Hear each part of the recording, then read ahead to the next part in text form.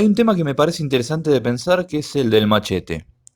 Todos sabemos que los estudiantes intentan machetearse para las evaluaciones. Hacen anotaciones en papelitos, la goma, la regla, la cartuchera, la mesa. En ocasiones escriben partes de su cuerpo con códigos encriptados que solamente ellos pueden interpretar o decodificar. Usan la espalda de los compañeros, la suela de los zapatos, las paredes, el techo del aula. Las variables son infinitas. Y es como si los estudiantes necesitaran de un soporte o un dispositivo que los acompañe en el momento de la evaluación. Ahora, creo que es importante que nos preguntemos por eso. Digamos, el interrogante es casi obvio. ¿Eh? ¿Por qué se machetean o se intentan copiar en las evaluaciones? Creo que es importante preguntarse eso seriamente, mirarlo con ojo crítico, pensarlo en distintas dimensiones y corriéndonos de la respuesta fácil y simplista de se copian para no estudiar. Creo que es importante porque en la búsqueda de posibles respuestas pueden aparecer problemáticas profundas que en la cotidianidad de una evaluación y la dinámica escolar que nos aplasta quedan invisibilizadas. En primer año de la escuela secundaria yo tenía una profesora de historia muy aburrida, la profesora Rufa, a quien le encantaba la historia fáctica. Rufa nos pedía que seamos capaces de repetir y relatar hechos que habían ocurrido miles de años atrás y que los contáramos tal como ella los había explicado en clase, sin agregarle una coma ni quitarle un punto.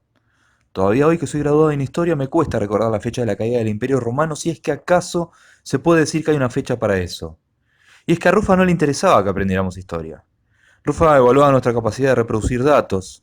Y frente a eso, frente a su intención de conseguirme como una especie de disco rígido, frente al temor de ser calificado como un 2 y promediar un fracaso educativo, frente a la sanción que implica una mala nota, yo me defendía con machetes. Entonces creo que ahí hay un tema en el que se cruzan dos cuestiones importantes. El peso simbólico de una calificación en un entramado de discursos y prácticas en el que la evaluación no pareciera ser una instancia de aprendizaje más, sino un momento de tensión que define el desempeño y muchas otras cosas, con una calificación que va de 1 a 10. Por suerte, en segundo año la profesora de historia cambió, y llegó una a quien le interesaba evaluar procesos. Entonces con ello mi forma de machetearme también cambió.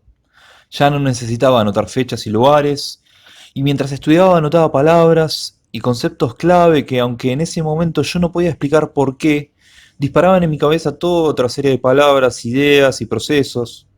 Preparaba pequeñas redes conceptuales, definía jerarquías causales. Creo que nunca los tuve que usar porque en el proceso de elaboración había aprendido, y los procesos no se vuelan de la cabeza tan rápido como las fechas. El machete realizado en esas condiciones era un proceso de estudio y de síntesis. Me servía justamente porque había estudiado y no porque no lo hubiera hecho.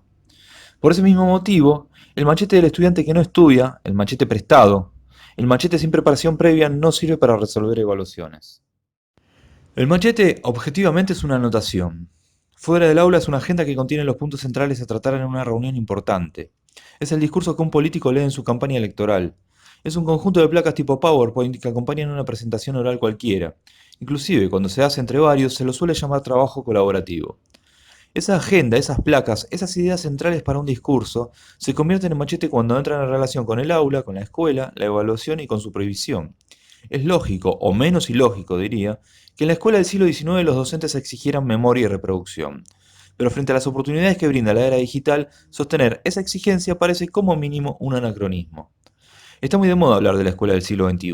Tenemos cualquier dato al alcance de un clic y sin embargo, seguimos observando evaluaciones que exigen memoria y disciplina.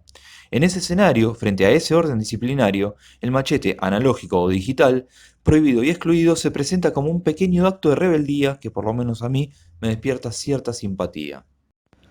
Nunca faltará quien interprete que esta apología del machete es una invitación a que los estudiantes se copien o falten a su responsabilidad.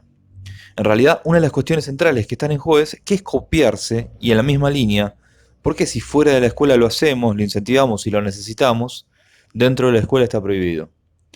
Los procesos de innovación tecnológica, por citar un ejemplo, parten de una instancia inicial que es la de copiado.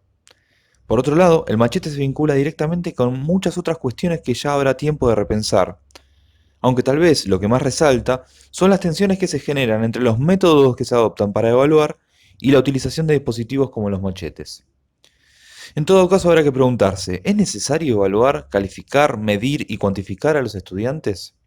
Y si la respuesta es afirmativa, creo que es importante volver a considerar las fundamentaciones y reafirmar o no los consensos que, al naturalizarse con el tiempo, hemos dejado de revisar.